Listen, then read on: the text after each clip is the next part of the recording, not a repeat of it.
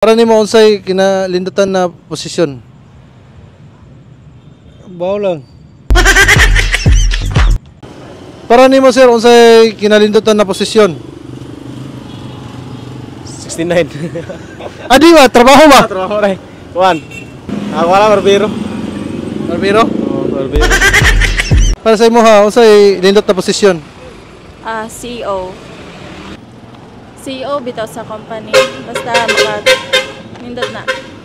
Para nimo unsay kinalindutan na posisyon?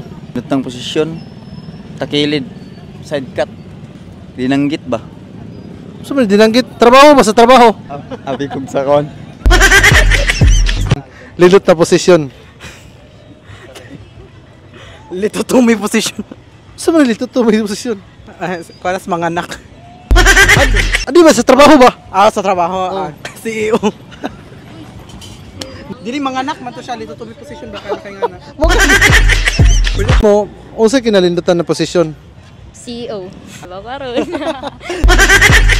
Gusto